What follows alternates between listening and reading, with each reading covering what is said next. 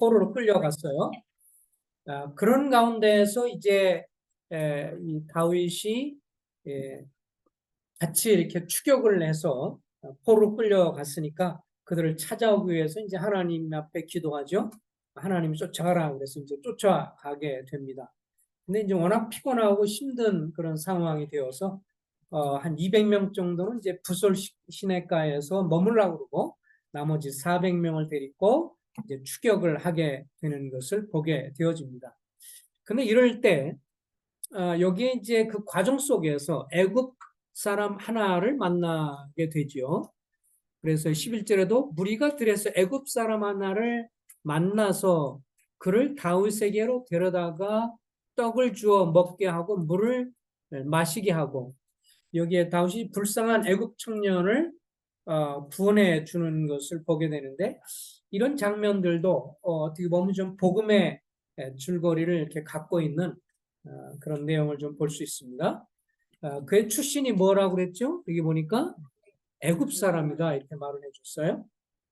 여기에 왜 애굽 사람이 거기에 와 있는지는 알 수가 없지만 애굽은 이집트이고 성경에서는 이제 애굽을 이집트를 보통 하나님을 믿지 않는 이방 사람, 하나님을 모르는 사람으로 많이 묘사를 해주고 있습니다. 그래서 이 아브라함 때부터 시작을 해서 이삭 그리고 이스라엘 백성들을 향해서 어려움 당하고 힘들 당했다고 그래서 애굽으로 피해 가지 말아라. 여러 차례 주님 말씀을 하시죠. 오늘날 우리에게도 이제 상황이 어렵고 힘들다고 그래서 세상으로 다시 들어가지 말라라고 하는 것처럼. 근데 어쨌든 이 사람이 애굽 사람이에요. 애굽 청년이었습니다. 세상 사람처럼 하나님을 모르는 사람이었습니다. 근데 이 사람이 또 그다음 뭐라고 13절에 소개하냐면 아말렉 사람의 종이었다 이렇게 말해주고 있죠. 아말렉 사람은 그 계속 성경에 나오게 되지만 하나님의 백성들, 하나님을 따르는 이스라엘 백성들에게 영원한 대적이 돼서 출애굽기에서도 보면 그 이스라엘 백성들이 애굽 땅에서 나왔을 때 계속해서 괴롭혔던 사람들이 아말렉 사람이죠. 그래서 하나님이 아말렉 사람과 영원토록 대대로 싸우라 이렇게 말을 했는데 하나님의 백성들의 대적인 이 아말렉 이는 뭐 영적인 측면에서 보면 사단 그리고 어떤 세상의 가치관 혹은 육신 그런 우리 사람들의 대적자인 것을 보게 되어지죠.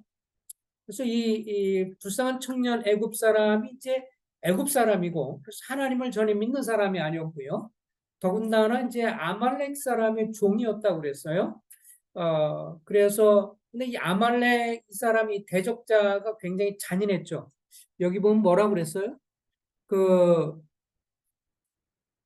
13장에 보면 아말렉 사람의 종이더니 사흘 전에 병이 들으니까 주인이 나를 어떻게 했다고 그랬어요? 버렸다 이렇게 말을 했어요.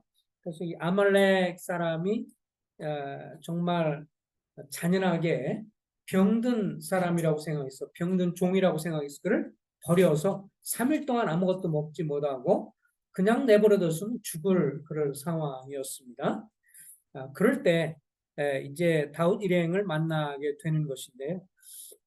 우리도 이렇게 생각을 해보면 하나님을 믿지 않는 애굽 사람처럼 하나님을 믿지 않았던 사람들이고 그리고 아말렉 더군다나 우리의 대적 원수 사단 혹은 마귀의 종이라고 여기 나와 있죠.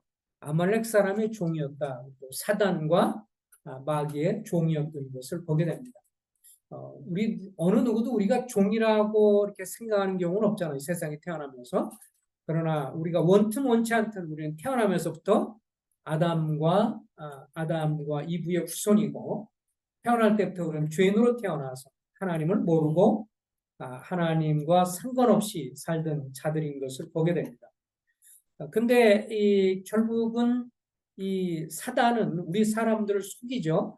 이 세상이 전부인 것처럼 살게 하고 이 세상에서 재밌게 즐겁게 살다 죽으면 끝이다 라는 사고방식 속에 우리를 살도록 합니다. 그런데 이 아말렉 사람이 여기 잔인하게 사람의 병이 드니까 이렇게 병이 드니까 어떻게 했어요?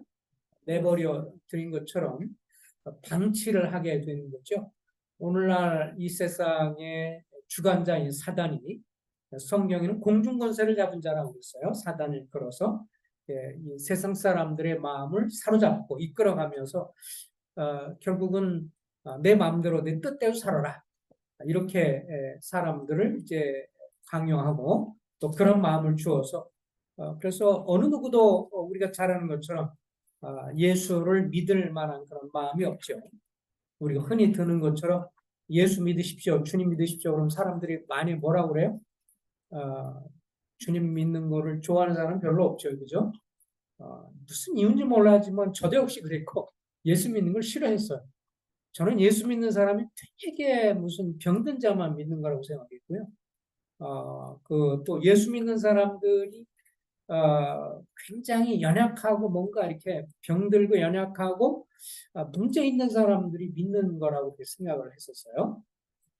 제가 시골에서 이렇게 그 과거에 말씀드렸지만 30호 정도 되는 경기도 안성 거기 하면 남풍리 하남이라는 동네인데 그 동네에 보면 낭떠러지가 있어서 아랫남갱이 저희가 원래 아랫남갱이라고 그냥 속칭을 했어요. 그리고 윗남갱이 낭떠러지기 있어서 그렇게 표현했는데 거기에 30호 되는 데서 몇몇 사람 한 세네 가정 정도가 교회를 했었는데 좀 특이한 사람들로 좀 여겨졌고 또 제 친구였던 그 집에도 이렇게 들어가면서 이렇게 마루가 있고 시골은 그렇잖아요. 마루가 있고 안방이 있는데 들어가면 거기에 이렇게 딱 그림이 있는데 웬 젊은 사람이 옷도 좀 제대로 잘 못 입고 여기에 하체만 뭔가 수건 같은 걸 가리고 머리에는 뭔가 이렇게 가시처럼 이렇게 막 가시를 쓰고 있고 십자가에 매달려 가지고 옆으로 고개 숙이고 죽어가는 그러면서 피를 흘리고 그걸 이렇게 문지방 들어가는데 딱 있어가지고 오구하고 그 친구 집에 들락날락 할 때만 그거 보면 저 양반은 누길래 저렇게 뭐 이렇게 고개를 꼭 숙이고 이렇게 고개를 하면서 죽어가면서 피 흘리고 있는데 저건 뭐야 하필은 그 많은 사진 중에 왜 저런 사진을 걸어놓고 저는 그 집에 들락날락 할 때마다 좀 불만이 있었어요. 제 친구 집인데 같은 송씨 집안인데 맨날 저런 거만 이렇게 맨날 걸어놓고서 뭐야? 그 집이 이제 교회를 다니던 거였어요. 그래서 그 뭐 초등학교 제가 4, 5학년 때 기억나는 건데 교회 가자 그래가지고 교회를 갔지요. 그렇게 교회 가가지고 뭐를 듣고 뭘 했는지 하나도 기억 안 나고 거기 가서 어쨌든 연필이랑 공책이랑 뭐 이렇게 몇 개 이렇게 챙겨준 선물로 크리스마스 때 받아온 기억 그것이 이제 제 초등학교 시절에 그런 거에다가 이제 고등학교 때 성남에 저 형님 집에 있으면서 이제 성남에 와서 이제 복음을 듣게 됐는데 그 선배가 저에게 주님을 이렇게 전해주고 얘기할 때도 전 교회에 가는 사람들에 대해서 굉장히 연약한 사람, 뭐 무릎 꿇고 기도하고 막 이런 거에 대해서 굉장히 거부감이 생겨가지고 그 선배가 저에게 예수 믿으라고 얘기하고 막 그랬을 때 1년 동안 저를 위해서 기도하고 계속 그렇게 했다고 그러더라고요. 근데 저는 뭐 그 별 관심이 없었고 나중에 뭐 교회에서 무슨 행사하니까 와라 이렇게 뭐 주면 다른 사람 다 주면서 가봐라. 나는 안 가고 계속 그렇게 하다가 1917년도 6월 달인데 그날 어느 날 그날도 원래는 그 교회를 가려고 하지 않고 제 형님이 이제 운동을 하셨어요. 운동하고 나중에는 이제 대한 뭐 18기 쌍린문협회 회장님이시고 그래가지고 운동을 하면서 자기 제자들을 막 구단을 주니까 단증을 부장을 주니까 자기는 최고 총수예요. 예, 뭐 중국 할아버지한테 무술 배우셨다고. 초등학교 때부터 사실은 저희 집안에서 이렇게 보면 그 형님도 그렇고 운동을 하면서 이제 동네에서도 가르치고 막 그래서 맨날 이제 뭐 이렇게 운동하고 그러면 동네 청년들 막 가르치고 막 그랬던 기억이 나요. 뭐 이렇게 해서 몇 번 턱턱 건드리면 이렇게 쓰러져가지고 이렇게 뭐 거품 품고 막 그러면 또 몇 번 손으로 몇 번 툭툭 만지면 다시 버떡 일어나고 그래가지고 이렇게 사람 기를 이제 사람 몸에 기가 있잖아요. 어디가 급소인지를 이제 건드리고 그래서 이제 그런 거를 하면서 나도 어렸을 때 이제 호감이 있으니 형이 형한테 이제 운동 좀 가르쳐 달라고 그러면 넌 아직 어려서 안 돼. 예, 지금 가르쳐주면 안 돼. 이렇게 하면서 그 나중에 기분이 나빠가지고 그럼 관두세요. 뭐 내가 이제 막 그랬던 기억이 나는데 고등학교 때 되니까 저한테 이제 오라고. 그래서 이제 서울시에 있는 관악구 주변에 있는 거기에 도장을 차는 거기서 이제 운동하고 그러니까 그거에 이제 미쳤죠. 토요일과 일요일날 되면 이제 운동하러 오라고 거기에 가고 이제 주말 되면 이제 거기 한참 그렇게 다니고 운동하고 그리고 바로 위에 같이 운동 배우는 분들이 뭐 태권도 3단 뭐 합기도 5단 뭐 이런 사람들 붙들어 놓고 이제 제자 훈련 시킨다고 그래가지고 거기 이제 저는 이제 동생이니까 형님의 백으로 같이 그 나이가 30살을 넘는 분들이 제가 뭐 18살, 17살 그때 그 나이 많은 형들하고 같이 운동을 하게 되고 막 그랬었는데 거기에 이제 완전히 미쳐가지고 맨날 주말 되면 이제 운동을 하고 그거 배우고 그런 거에 뭐 관심이 있었는데 어느 날 제가 이렇게 좀 사람에 대해서 죽음에 대해서 생각하고 이렇게 됐던 계기가 어느 날 운동하고 이렇게 나왔는데 쉬는 시간 나왔는데 거기가 관악에 이제 서울대학교로 들어가는 쪽에 사거리 쪽인데 길이 넓어요. 근데 제가 이렇게 나오자마자 딱 앞에서 뭘 봤냐면 사람이 교통사고 난 걸 봤어요. 그래 이게 무단횡단을 한 거예요. 어떤 아주머니가 막 차가 막 달리는데 이 양반이 막 뛰어가다가 제 앞에서 나오자마자 탁 쳐가지고 차가 치니까 이분이 붕 뜨더라고. 붕 떠가지고 이렇게 툭 떨어져가지고 이렇게 딱 그러는데 제 앞에서 뛰어나오자마자 그 떨어진 걸 봤어요. 굉장히 충격을 받았어요. 사람이 쳐서 죽는 걸 처음 봤으니까요. 그래가지고 너무 놀라가지고 막 뛰어내려가지고 밑에 가서 이제 그랬더니 그냥 뭐 급하게 이렇게 떡 떨어지니까 막 차를 세우고 나서 그를 태워가지고 막 급히 서둘러서 이제 병원으로 가는 것 같아요. 굉장히 심장이 막 두근거리고 놀래가지고 내려가서 형님한테 물었죠. 형, 뭐 지금 나 사고 난 거 많은데 그랬더니 떨어져서 움직이더냐. 거의 못 움직이나 그럼 뇌진탕과 이렇게 해서 금방 돌아가실 것 같다. 그런 걸 생각하면서 처음으로 이제 사람 죽는 거를 어, 야, 저거 왜 죽지? 그 다음에 저 양반은 죽을 거라고 생각 안 했을 텐데 왜 저런 일을 하지? 이러면서 이제 자기는 그런 마음이 없어도 갑자기 사람을 죽일 수 있구나 이런 거에 대한 생각을 하게 되고 그럴 때 평상시도 이 선배가 저한테 계속 예수님 얘기를 했거든요. 세상을 하나님이 창조하시고 이 건물을 봐라. 이게 뭐 그냥 누가 학교 건물이 저절로 생겼겠냐. 아니면 누군가 계획을 했겠냐. 누군가 계획하고 다 계획했으니까 됐죠. 어느 날 갑자기 시멘트가 모이고 막 이래서 건물이 새겨지겠냐? 아니라고. 누군가 계획을 해서 설계하고 이렇게 했겠죠? 그래, 그럼 이 지구는 누가 했겠냐? 모르겠는데요. 하나님이 하신 거야. 이 건물도 학교 건물도 누가 계획했는데 이 큰 게, 이 큰 지구 덩어리 이런 거를 누가 거저 만들었겠냐? 하나님이 세운 거야. 그 얘기 들으면 맞는 것 같아. 그럴듯해. 그런데 교회 가자는 거 싫어요. 계속 그랬거든. 교회 가는 거 싫어요. 제가 뭐라 그러냐면 나는 예수 믿을 체질이 아닐 거라고 생각해. 우리 집안에서 예수 믿는 사람이 하나도 없었거든. 저희 어머니는 저를 위해서 저희 가족을 위해서 성황당 뒤에 이렇게 장독대에 물 떠놓고 비나이다 비나이다 이렇게 하신 분이니까 한 분도 예수 믿는 거란 거는 그런 거 없었기 때문에 저에 대해서 그런 얘기할 때 저는 좀 관심이 없었는데 그 죽음의 사건 있죠. 그 사건 이후로부터 제가 죽음에 좀 생각을 하게 됐어요. 그러다가 어느 날 이제 또 다시 선배가 저한테 또 교회에서 행사가 있으니까 오라고 하나님 말씀 들어보라고.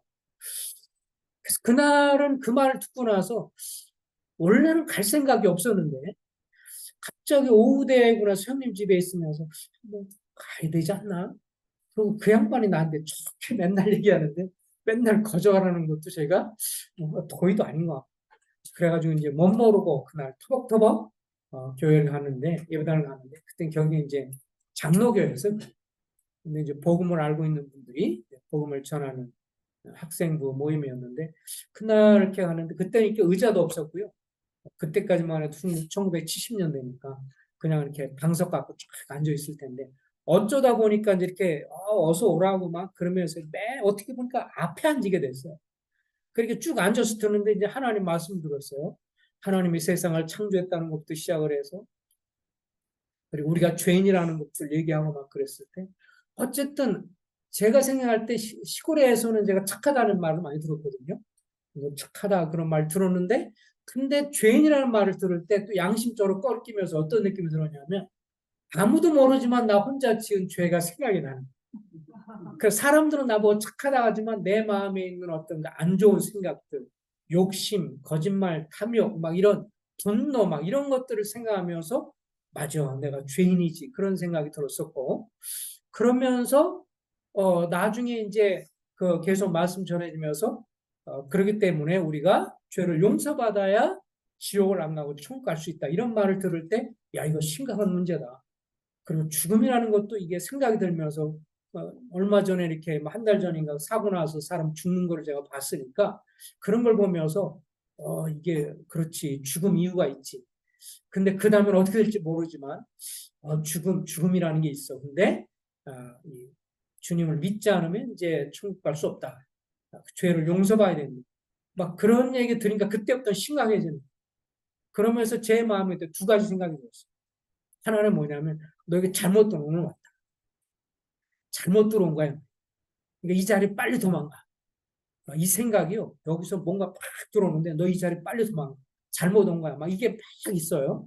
그래서 도망을 가야 된다는 생각이 딱 드는데 쓱 쳐다보니까 뒤에 쫙 앉아. 어쩌다 너무 앞에 앉은 거야. 그 도망을 가기가 좀 민망하더라고. 어쩌다 이렇게 앞에 앉았는데 내가 좀 일찍 와서 그러는지 어쨌든 어떻게 앞에 앉았어. 쓱 쳐다보니까 도망가려면 쫙 가야 돼. 근데 또 한쪽에 생각이 뭐냐면 또 다른 생각이에요. 하나님의 어떤 생각이죠. 너에게 도망가면 안 돼. 저걸 받아들여야 돼. 이 두 가지 생각이 막 싸웠어요. 순간적으로 1977년도 6월 25일 날 그날 토요일 날인데 6.25 사변인 날인데 그날 막 그 순간적으로 막 도망가라 아니면 여기서 믿어야 된다 이 생각이 막 있더라고요. 잘못 왔다 이 생각. 근데 나중에 다 그러면서 말씀 들으면서 그런데 하나님이 우리를 사랑하셨다. 그래서 그 아들을 보내셨고 그 아들 예수님을 믿는 자마다 멸망치 않고 영생을 얻는다. 이 소식을 들으면서 어떤 생각 들었냐면 고맙다. 그분이 누군지 모르지만 나가 찬 자를 위해서 죽었어?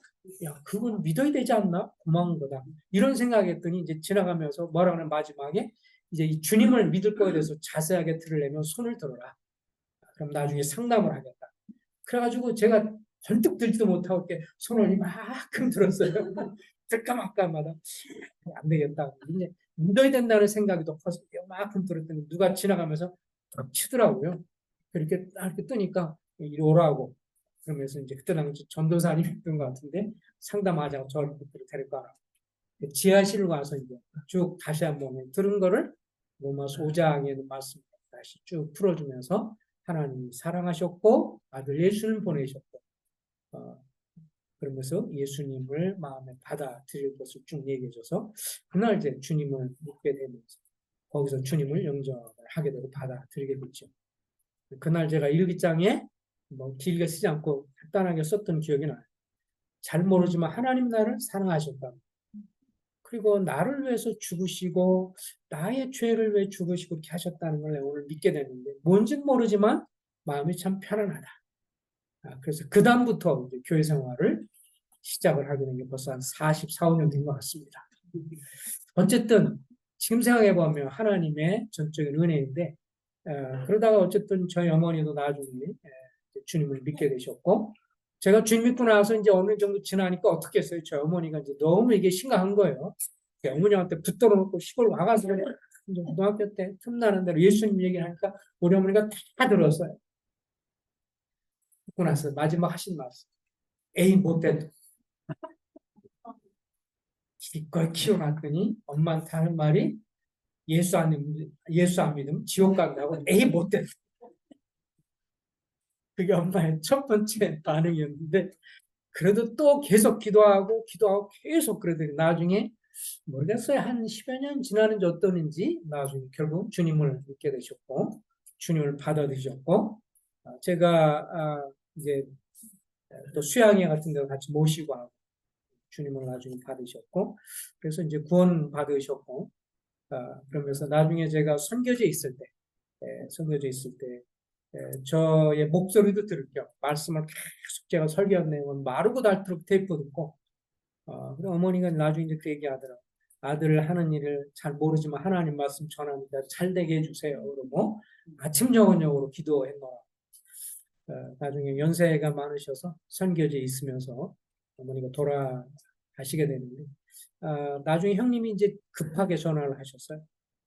급하게 전화하시면서, 제가 이제 선교지에 있는 태국에 있을 텐데, 어머님이 이제 곧 돌아가실 것 같아. 빨리 와. 여기서 한국도 아니고 어떻게 빨리 와요. 알려주면 진작 좀 얘기해 주지. 급하게 되니까 이제 그때 전화 와. 거기 가려면 비행기 5시간을 타고 와야 되고 5시간 반 타고 와야 되고 그것도 금방 있는 게 아니고 저녁 비행기 타서 새벽에 도착하는 나중에 1시간 뒤에 다시 올라왔어. 그래서 비행기 예약을 하고 막 정신없이 이제 그렇게 했더니 다시 올라왔더니 금방 돌아가실 것 같아. 그러면서 전화기를 대주더라고요. 저한테.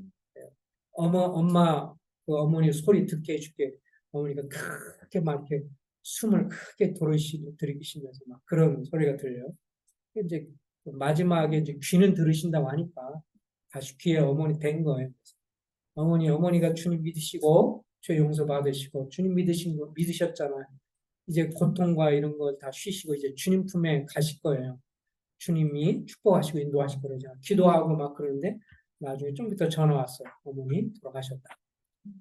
어떤 의미에서 그러더라 형님들. 내 목소리 듣고 싶어서 그런 것 같아. 어쨌든 그러고 나서 그 다음에 와서 이제 장례를 치고로 했는데 어쨌든 주님을 믿게 되는 것은 정말 복인데 오늘 여기에 사람도 애굽 소년 불행하고 아말렉 사람이고 여기에 보면 계기가 되는 게 있죠.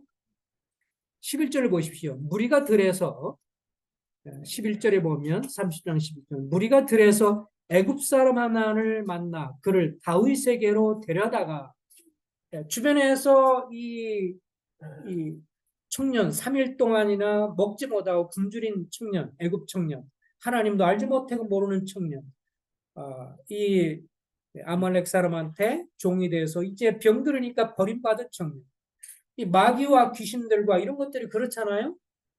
이 세상에 살면서 네 마음대로 네 뜻대로 살아라 라고 하지만 나중에 죽음 이후에 심판과 이것에 관해서는 어떻게 해요? 나 몰라라 하죠. 자기도 심판받을 거니까 죄 용서받고 천국에 가는 것에는 관심이 없고 병들고 사람이 죽으면 이 사단은 사람들 향해서 내몰라라 방치하죠. 근데 여기에 어떻게 했어요? 주변의 사람들이 그를 데려다가 다윗에게로 데려다니까 다윗이 그에게 떡과 먹을 것을 주고 그를 살리게 했던 것을 보게 됩니다. 다윗의 후손으로 오신 예수 그리스도를 믿을 때만 우리에게 떡을 먹는 것처럼 주님이 우리에게 영생의 떡을 주시고 그리고 물을 마시는 것처럼 성령의 이 생수를 우리에게 줄 수가 있는 것을 보게 되어집니다. 자, 그런데 여기에서 이제 한 가지 이 하나님 나라의 그러면서 이 사람이 이 청년이 이제 15절에 이렇게 말하죠. 이제 물을 먹고 떡 먹고 힘을 얻으니까 15절에 뭐라 그래요? 다윗이 그에게 이르되 내가 나를 그 군대로 인도하겠느냐? 다윗이 물으니까 그가 이르되 당신이 나를 죽이지도 아니하고 내 주인의 수중에 넘기지도 아니하겠다고 하나님의 이름으로 맹세해 주십시오. 그러니까 다시 말하면 생명을 보장해 주세요. 저를 죽이지 않고 생명을 보장해 주세요. 그러니까 그렇게 하겠나로 해서 이 친구가 살게 되었죠. 우리의 삶의 안전보장도 이 세상 어느 누구도 70, 80평생 인생의 안전보장을 해주는 사람이 아무도 없죠. 가장 사랑하는 가정도, 식구도, 배우자도 옆에 죽어갈 때 옆에서 눈물 흘리고 안타까워할 뿐이지 우리의 영원한 생명을 보장해 줄 분은 오직 누구예요? 예수 그리스도밖에 없습니다. 주님이 요한복음 10장 28절에서 내가 그들에게 영생을 주노니 영원히 멸망하지 아니할 것이요 또 그들을 내 손에서 빼앗을 자가 없느니라. 예수 그리스도 믿는 사람만이 영원한 안전을 보장을 해 주는 것처럼 오늘 여기에 다윗도 이 불행한 애굽 불쌍한 청년을 생명을 보장해 주셨죠. 이 세상의 보장이지만 그는 예수 그리스도는 이 세상뿐만 아니라 오는 세상에 영생의 보장을 해 주십니다. 그러면서 이제 여기에 그렇게 찾아가서 이 이 애굽 청년의 안내로 인해서 18절 보세요. 16절에 보니까 그가 다윗을 인도에 내려가서 그들 온 땅에 편만하여 블레 사람들의 땅과 유대 땅에서 크게 약탈하였으므로 말미암아 먹고 마시고 춤추느니라. 아말렉 사람들은 이제 다윗 일행의 가족들과 전리품들 갖고 이제 좋아가지고 또 블레 사람들 것 뭐 이렇게 해가지고 이제 막 춤추고 노래하고 막 그럴 때 다윗이 17절에 새벽에 가서 일찌감치 새벽부터 이튿날 저녁 때까지 그들을 치매 낙타를 타고 도망한 소년 400명 외에는 피한 사람이 없었더라. 18절 다 같이 읽을까요? 시작. 다윗이 아말렉 사람이 빼앗아 갔던 모든 것을 도로차 그의 두 아내를 구원하여 그들이 19절도 있습니다. 그들이 약탈하려는 곳 우리와 자녀들이나 빼앗겼던 것을 크고 작은 것을 다 막론하고 아무것도 잃은 것이 없이 모두 다윗에게로 도로 찾아왔고 그래서 다 찾아왔습니다. 다윗이 또 양떼와 소떼를 다 되찾았더니 무리가 그 가축들을 앞에 몰고 가며 이르되 이는 다윗의 전리품이나 하였더라. 그래서 이제 자기 잃어버렸던 가족들, 그죠? 아내와 자녀들과 그리고 그들이 속한 것들을 다 도로 찾아서 이제 돌아오게 됩니다. 자, 그런데 이제 그 21절에 보니까 다윗이 전에 피곤하였느니 자기를 따르지 못함으로 부솔 시내에 머물게 한 200명에게 오매 그들이 다윗과 그와 함께한 백성들을 영접하러 나오는지라 다윗이 그 백성에 이르러 물어나매. 자, 22절 읽겠습니다. 22절. 자, 시작.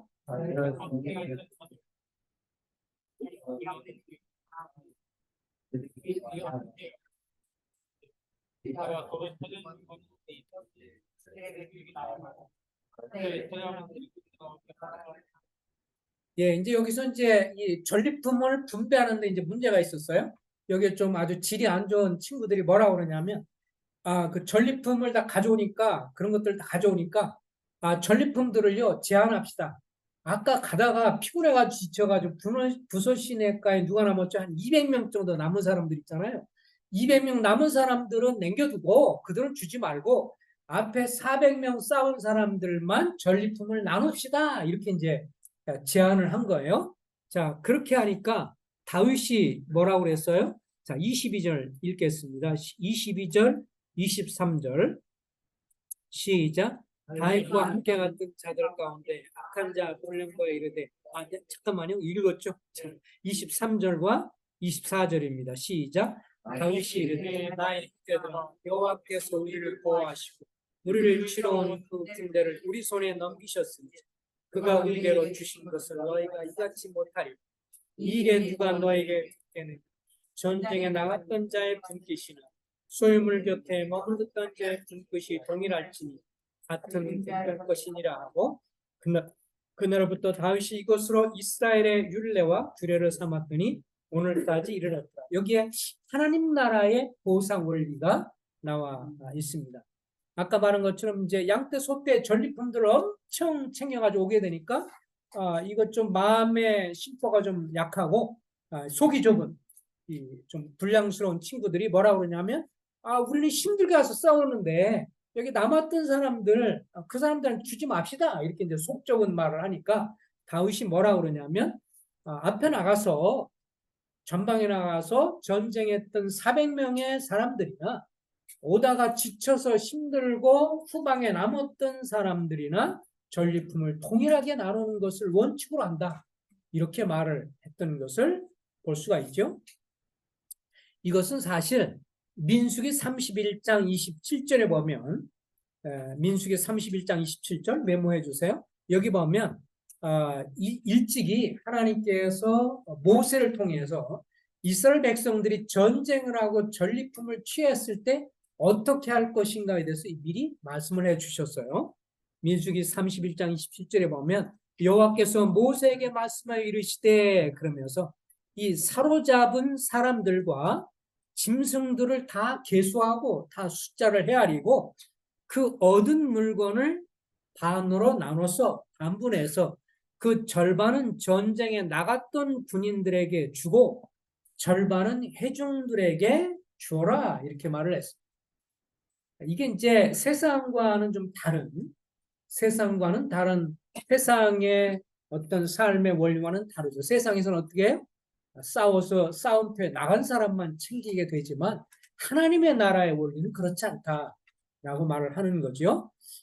그러면서 이제 하나님 나라의 원리는 전쟁터에 나간 사람, 전방에 나가서 싸웠던 사람이나 후방에서 그 일을 위해서 기도하고 뒤에서 후원해 준 사람하고 함께 나눌 것이다. 그래서 하나님의 나라의 확장의 원리, 또 보상의 원리가 이렇게 나오게 되는데 그 이유를 이렇게 설명을 해 주었어요. 자, 23절에 보면 23절에 보십시오. 다윗이 또 이렇게 말했던 이유가 있어요. 뭐라고 그러냐면 다윗이 이르되 나의 형제들아 여호와께서 우리를 보호하시고 우리를 치러온 그 군대를 우리 손에 넘기셨은지 여기 보면 뭐라고 그랬어요? 하나님이 여호와께서 주께서 싸움터에 나간 사람들을 어떻게 했다고요? 보호해 주셨어요. 하나님 우리의 삶을 보호해 주셨습니다. 우리의 삶을 보호해 주셨고 또 이것은 뭐 선교 원리나 여러 가지 원리가 다 적용이 되는 거죠. 그래서 만약에 우리가 선교사들을 우리가 후원하고 지원하는 이유도 뭐냐면 선교사들을 보호하거나 선교사가 어느 지역에 선교하면서 또 복음을 전하면서 국내가 됐든 국외가 됐든 뭐 국내에서 복음을 전하든 국외에서 복음을 전하든 복음을 전한 사람을 하나님 보호해 주셨어요. 주님이 보호해 주셨고 그 다음에 어떻게 했어요? 우리를 치러온 그 군대를 우리 손에 넘겨주셨은즉 다시 말하면 싸워서 이길 수 있도록 승리를 주신 분이 뭐예요? 주님이시라는 거예요. 그러니까 싸움을 나갈 때 보호해 주신 분도 주님이시고 가서 열매를 얻게 하시는 분도 누구예요? 주님이시고 또 그 다음에 뭐라 그러냐면 그들에게 그가 우리에게 주신 것을 너희가 이같이 그렇게 해서 사실 열매와 이 모든 걸 다 주신 것도 누구예요? 주님이에요. 그러니까 우리는 사실 뭐예요? 나갔을 뿐이고 가서 전했을 뿐이지 결과를 얻게 하신 분은 누구였어요? 주님이신 거죠. 그래서 우리가요 선교지에 있는 선교지에 있는 분들 향해서나 또 국내에서 복음을 전하는 분들을 위해서 우리가 돕고 하는 것에 있어서 우리가 적극적으로 할 필요가 있는 것은 뭐냐면 어떻게 해요? 우리가 직접 나가진 않아도 후방에서 같이 협력하는 것, 물질로 후원하고 기도로 협력하는 것, 다 주님께서 함께 도와주시고 동력을 귀하게 여겨주시는 거죠. 어떤 분이 그래서 복음을 전할 때 우리가 하나님 나라를 확장하는 데 있어서 마태복음 6장 33절에 주님은 그랬죠. 너희는 먼저 하나님의 나라와 그의 의를 구하라. 그래야 모든 것을 더하신다고 그랬는데 우리가 이 땅을 살아가면서 하나님의 나라를 구해야 되죠. 1차적으로 하나님의 나라의 의를 또 구하고요. 하나님의 나라의 의라고 하는 것은 주님을 닮아가는 성품이에요. 우리가 주변 사람들한테 예수님을 소개하고 직장에서 학교나 주변에 얘기할 때 우리의 삶이 개차반이다. 와, 주변에서 저 사람이 뭔 얘기하고 그러면 아우 고개 들리면서 아우 골머리 아픈 사람.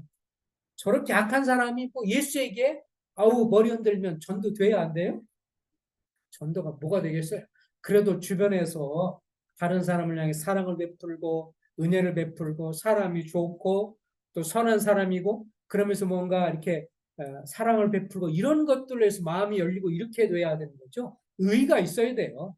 예, 주님을 닮아가는 의가 있어야 하고 그러면서 우리가 주변 사람들한테 주님을 소개하고 복음을 전하는 일에 있어서 두 가지 방법이 있죠. 직접적으로 복음을 전하는 게 있고요. 또 한 가지 복음을 전하는 일을 위해서 우리가 물질로 후원하고 또 뒤에서 복음 전하는 것을 위해서 함께 협력을 하고 기도하고 주님이 동일하게 보시는 거죠. 여기 보십시오. 다윗의 일행들이 같이 추적을 하다가 200명 정도 남았을 때 그들이 거기서 뭐 했겠어요? 지금 앞에 400명은 지금 자기들의 가족들과 식구들이 다 지금 빼앗겼으니까 찾으러 가니까 남은 사람들이 뭐 했겠어요? 기도하죠. 주님 저 다윗과 함께 우리 나간 백성들이 싸워서 다시 가족들 찾아오게 해주세요라고 같이 기도했을 거 아니에요. 그러니까 그냥 놀고 있었던 게 아니라 함께 기도로 동참하라고 마음으로 후원하고 기도로 동역하는 것에 대해서 나중에 전리품을 찾아왔을 때 속이 좁은 사람은 이거 우리끼리만 나눕시다 그랬을 다윗이 뭐라 그랬어요? 모세를 통해 이미 말씀하신 것처럼 전쟁터에 나갔던 사람이나 후방에서 같이 동역하고 기도로 후원하고 함께했던 사람이나 동등하니 전리품을 반으로 나눠서 기쁨을 찾아라. 하나님 나라에 갔을 때 우리가 동일하게 그럴 것입니다. 어떤 사람 전도가 은사가 있고 말씀 은사가 있어서 복음을 전하지만 그러나 그러지 못한 분은 뒤에서 말씀으로 기도하고 후원하고 그리고 함께 동역을 하고 또 우리가 복음을 전하는 일을 위해서 협력하고 또 우리가 주님이 허락하면 복음을 전하는 일을 위해서 여러 가지 모양으로 복음을 위해서 우리가 협력을 하고 또 예배당은 예배당 초소를 위해서 우리 기도하고 또 헌금하고 함께 동참하는 일에 있어서 함께 동역하면 주님이 그걸 어떻게 봐주세요? 다 동역하는 것으로 여겨주시고 마음으로 할 수 있는 대로 주님이 허락한 대로 주님 앞에서 할 수 있는 대로 함께 동참하면서 그렇게 했을 때 한 마음으로 일치가 돼서 그 일을 했을 때 주님이 그것을 기뻐하시고 그 전리품을 나누게 하시는 것이 하나님의 역사인 것을 보게 되어집니다. 그래서 이것이 하나님의 나라의 보상의 원리. 이것은 지금도 변함이 없고 하나님 나라에 갔을 때 나는 그렇게 내가 직접 하지 않았는데 나는 복음 전하는 것에 협력하고 또 예배당 건축하는 것에 협력했는데 주님이 그걸 통해서 역사하시는 그 결과를 함께 나누게 하신 것도 하나님의 놀라운 보상인 것이고 우리가 주님 섬긴 것을 주님이 다 기억하시는 것을 보게 됩니다. 기도하겠습니다. 주님의 걸어가신 은혜와 자비를 생각할 때 감사합니다. 우리가 우리의 형편과 상황을 생각했을 때는 영원한 지옥의 형벌을 받을 자에 하나님을 알지 못하고 스스로 자기 자신을 따라 살던 자들이옵니다. 하나님이 저의 눈을 열어주시고 하나님의 자비와 긍휼로 영생을 얻게 해주신 것을 생각할 때 감사드리옵나이다. 근데 이것이 우리가 무언가를 행하고 또 뭔가 많은 것을 선을 행해서가 아니라 그리스도의 공로 때문에 한 것이기에 너희가 거저 받았으니 거저 주라고 말씀하시고 한 영혼이라도 더 구원받고 한 사람이라도 더 저희를 통해서 승리의 역사가 일어나는 것을 위해서 따로 저희가 모이게 하시고 따로 이렇게 비전교회로 모이며 비록 주님 적은 장소에서 모이지만 기도하면서 하나님의 역사를 바라보고 또 하나님의 나라의 확장을 바라보면서 저희가 그 일에 쓰임받는 것을 위해서 함께 동요할 수 있도록 은혜 주신 것을 생각할 때 감사드리옵나이다. 하나님 앞에서 각자의 분량, 믿음의 분량과 형편대로 주님을 숨기고 복음을 전하고 또 복음 전하는 일에 함께 협력하고 기도하고 동역할 때 주님 그 모든 것을 하나님의 숨기고 또 그 열매를 향해서 전리품이라고 여겨주셔서 그 전리품을 나중에 하나님 나라에 나눌 때 함께 주님이 즐거움으로 허락해 주시고 영광으로 갚아주실 것을 기억할 때 감사를 드리옵나이다. 주님이 축복하시고 인도해 주셔서 우리의 삶 가운데 이 하나님 나라의 보상 원리를 기억하면서 우리가 복음을 전하고 주님의 의를 배우며 또 선한 행실 가운데 복음을 전하는데 함께 협력하는 데 있어서 주님 앞에 쓰임받고 놀랍도록 이 평택과 경기도 지역에 추구하는 영혼들에게 생명을 전하는데 쓰임받는 저희가 될 수 있도록 또 귀한 일에 동역하는 저희가 될 수 있도록 축복해 주시기를 예수 그리스도의 이름으로 부탁하며 기도합니다. 아멘.